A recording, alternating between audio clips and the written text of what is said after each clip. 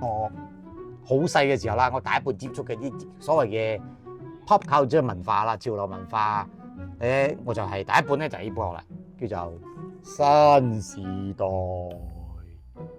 呢個係香港嘅magazine嚟嘅。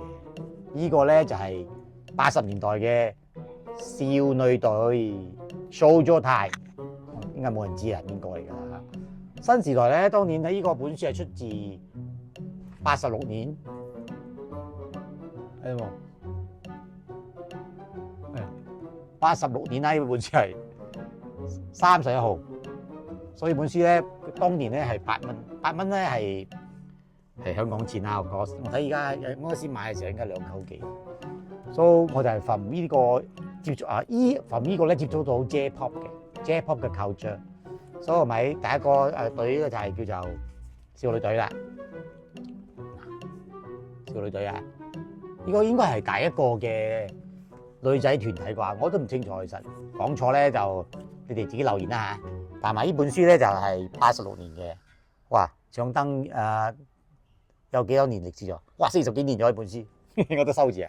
所以咧係 share 下啲舊書俾你睇啦，睇下 Boy George 啊，你就知道佢好舊噶啦。呢排 share 下，呢個書嘅 content 齊啲咯，猛男史泰龍。OK， 我睇你哋睇都唔知邊個嚟㗎啦，鍾鎮濤咯，呢啲老一輩嘅正知㗎啦，呢啲而家都變晒工㗎喎，我都變晒工啊，就你。所以咧，當年咧最出名嘅咧就係一睇就知邊個啦，梅艷芳、譚詠麟、張學友，當年都唔係咁出名嘅，其實係啱出嚟嘅啫，佢就係歌神咗，而家仲係。仲有嘅就係蔡楓華啦，蔡楓華應該知係咩㗎啦，絕對空虛，好多人都知道佢嗰句嘢咩啊？一剎那並不代表永恆，呢句嘢係咪就將佢嘅成個 career 就殺咗啦？其實係咪可以睇翻佢嘅錄影？其實佢未講晒嘅，盧敏儀咧就踢鳩佢出嚟啫。OK。我當年啊啲相機書應該冇人睇咗㗎啦，講真。你睇當年嘅 J-pop 文化係好喺香港係好出名嘅，有 Checkers 啦。呢個我嘅偶像，中山美穗，係咪咁樣讀啦？但係舊年佢就掛咗。所以仲有三本尤加利啦。小全家日子咯，我睇你哋都唔知邊個嚟㗎啦啲，未必你聽過啲歌啊。等我慢慢 share 下你啦。當年嘅咩出名嘅就呢個幾出名下嘅呢出嚟，但我冇睇啦。所以講解下啲明星嘅嘢咯。當年嘅我哋嘅休閒就睇呢啲雜誌啦。Of course 有啲人會睇姐妹嘅。以前我知啦，姐妹信箱你知係咪？應該知嘅你哋。之後咧就歐美嘅咯。當年嘅文化80年代都係美國啊、英國啊、日本啊同埋香港嘅。香港係主打嘅貨馬來西亞啦。So 當年嘅嗰啲美國樂隊有 Duran Duran 啦，同埋阿敲，我都有聽嘅，同埋 Wham 咯。所以呢啲嘢咪〜當年咧個個咧就係買到書咧就成堆朋友喺度睇咯，就係咁樣噶啦。當年嘅文化有冇 internet？雜誌係我哋嘅最大嘅娛樂嚟噶啦，咪就爬山咯、爬樹咯、做馬騮呢啲嘢啊。等我慢慢 share 啲舊書啊，橫掂都冇人睇過啦啲書。少女隊。你知係少女隊啦，咪未必你可以抄翻下啲YouTube 嗰啲嘢睇下咯，我都唔清楚。你睇當年嘅嗰啲衣着打扮就係咁樣噶啦，呢種嘅。我唔係嗰種啊，我係就係屬於中意jeans 啊同埋波鞋嘅波友嚟嘅，我係。而家都好似係回歸下嗰啲時裝嘅話。Of course，嗰啲有回歸嘅時裝咧，通常都有個 modify 咗嘅。啊，呢啲啊譚詠麟啦，而家都變成肥麟咗啦。then 啊，日本樂壇咯，日本樂壇。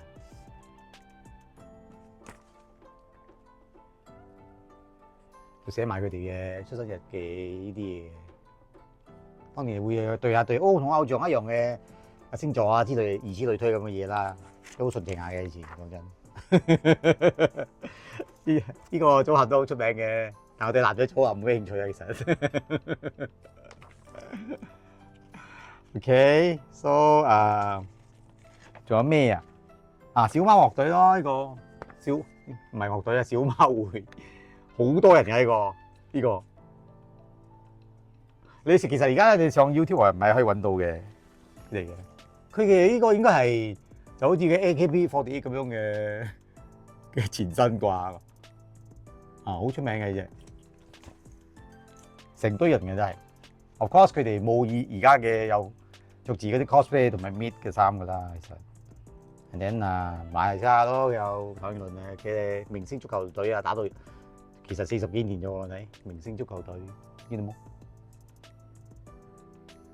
幾耐啊？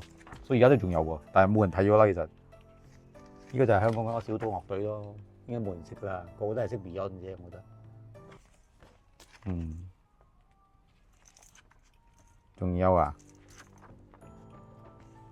孫明光咯，我都忘記咗邊個嚟咗。Then仲有啲集郵世界 friend 你識嘅世界嘅 friend 咧，當年咧你就係寫信俾佢哋咯，有地址嘅，當年先純情啲嘅，所以咪我哋會寫信啊，睇下佢哋會回信咯。咁樣識嗰啲外國人噶啦，而家係好危險而家。我話你，仲有啲咩睇下先 ？Top chart 咯，其實音樂係咪？其實喺80年代、90年代係咪？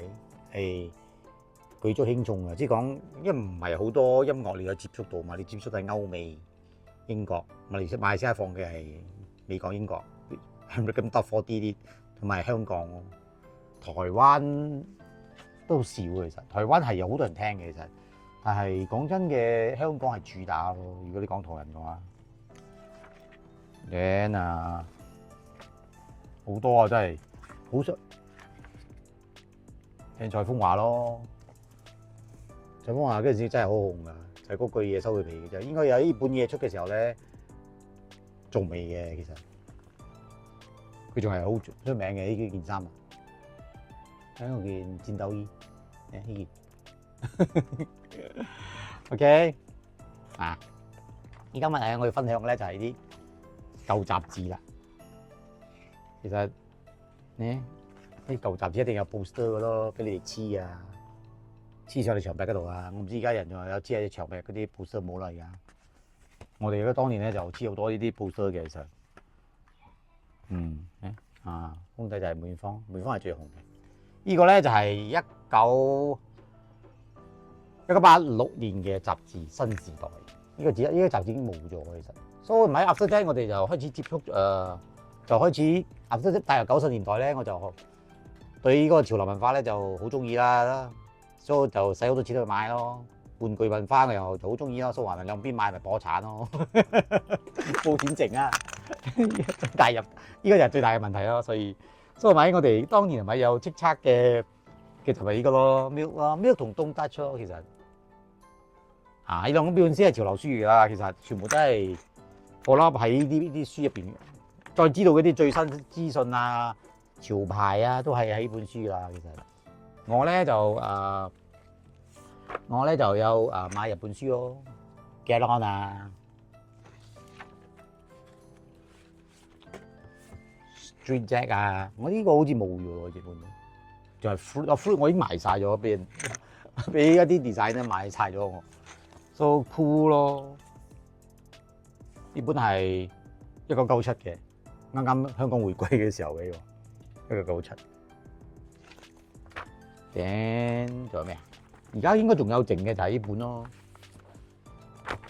Spoon 咯，Spoon唔知仲有冇啊？Spoon好似仲有啊，一個叫 Spoon 啊，當年有一個牌子叫 Spoon 嘅添。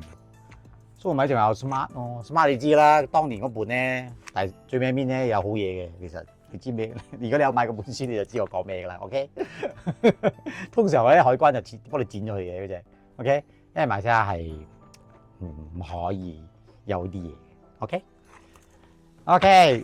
今日咧我要分享咧就係我都係講都係書啦，即係 magazine 潮流 magazine 我都買好多其實。所以我其實有好多本其實，其實喺嗰個我搬屋嘅時候咧，我已經掉咗都好多下，其實都有幾千本啊！唔好講漫畫先啊，咩先我都有幾千本啊，但係仲係日本嗰種嘅電子。所以咪我要講一樣嘢就係，我就係將我啲全部積出咧一齊洗喺嗰度啊。所以就呢個嘢亦都係影響我人生最多嘅咯。如果你哋而家活喺90年代嘅時候咧，90年代咧就係 rock 嗰時代咯。嗰時我頭髮好長嘅，長到屎忽嘅其實。佢嗰個 Dr. Martin 同埋嗰隻Rockers T-shirt 咧係一個招牌嘅，個個都着嘅。所以嗰年代咧就好注重呢樣嘢嘅，好多人都出嚟出嚟蒲啲嘢都係着咁樣噶啦。講真，以前咧真係有蒲啦。而家咧就係你望我，我望你，或者睇望電話、飲下酒咁樣嘅啫。其實同當年嘅玩咧就唔一樣啦。其實當年嘅玩我覺得爽啲啦。個見仁見智啦，或者新一代嚟講，要去老餅嘅嘢唔啱我哋啦，係咪？OK，所以今日我要分享咧就係呢啲啦。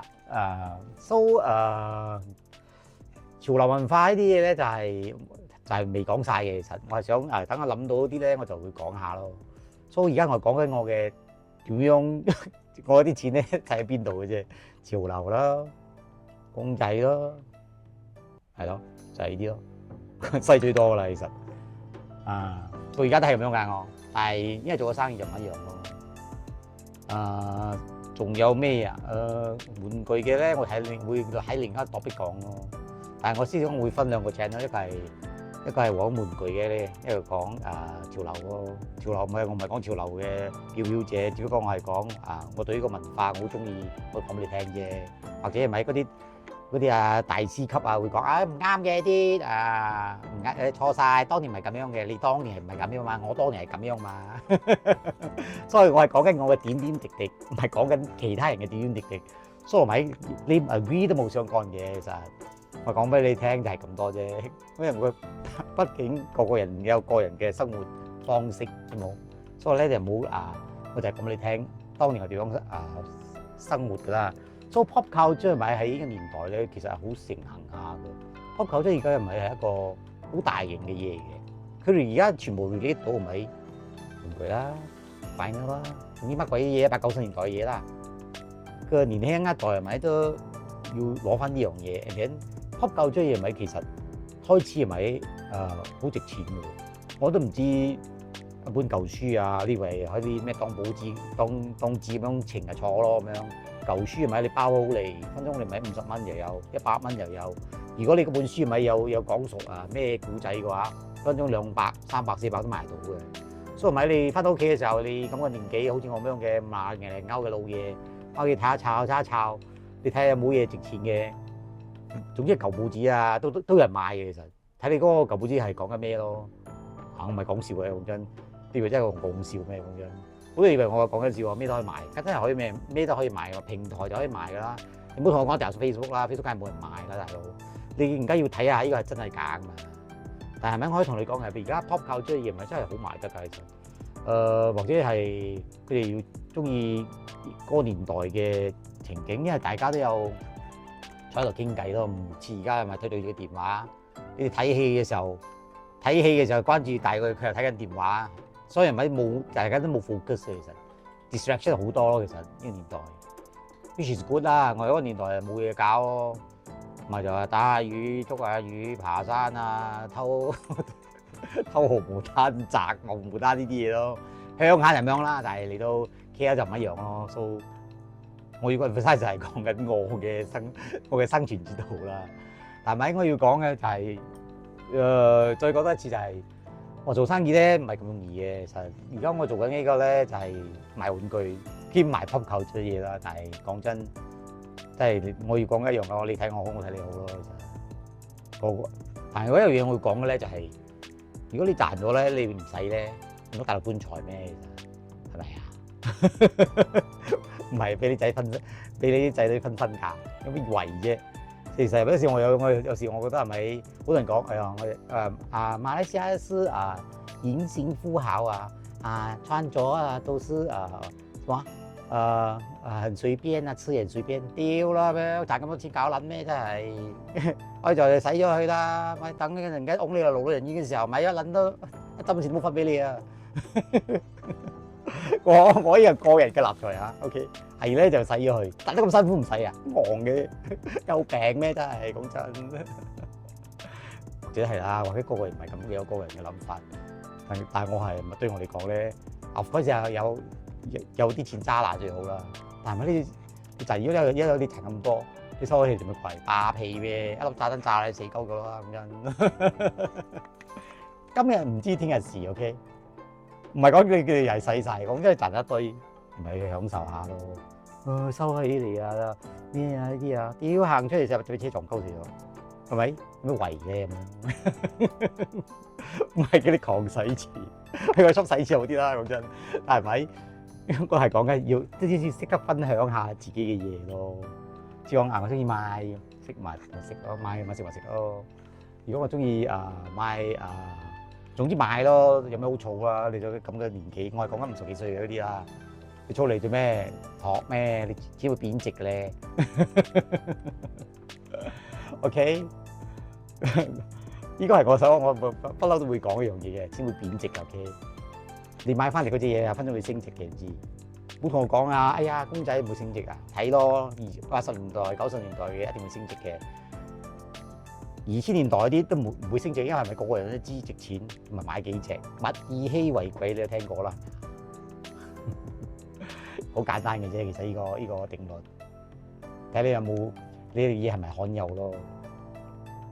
所以我買係放我哋嚟講咧，咩都可以儲嘅。其實總之咧，睇你就唔好做狂儲啦，梗係收啲女又咪傍身啦。但我係講嗰啲咧，收一大堆錢啊，又冇使嗰啲咧。又俾我使啦，就冇啦咁樣，唔識使嘅話，我教你使啊呢